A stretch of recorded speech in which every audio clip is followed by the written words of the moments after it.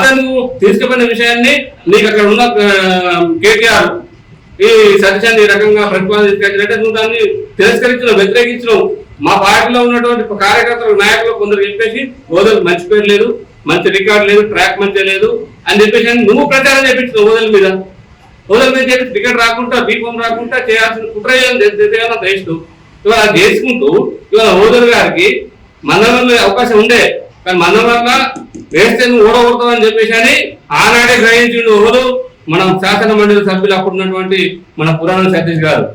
అందుకే మందవరంలో ఏపీఎల్ఏ అక్కడ రిజర్వేషన్ ఉంటే తన సొంత మండలం కోటపల్లి మండలంలో ఇవాళ దీపాలను ఇప్పించుకొని ఎంబడి ఉండి గెలిపించుకున్న ఘనత ఇలా పురాణ సతీష్ గారు. నువ్వు ఓడిపోవాలని చేసావు, రాజకీయంగా ఓదల్ని భూస్థాపిత చేయాలని చెప్పేసి ఆలోచన చేసినటువంటి వ్యక్తి బాలకృష్ణ. అటువంటి వ్యక్తికి నేను ఇవాళ మరి ఇలాంటి మాటలు మాట్లాడంటే దయ్యాలు వేదాలు పంపించినట్టయితుంది. ఖబర్దార్ మీకు ఇప్పటికే చెప్తాను.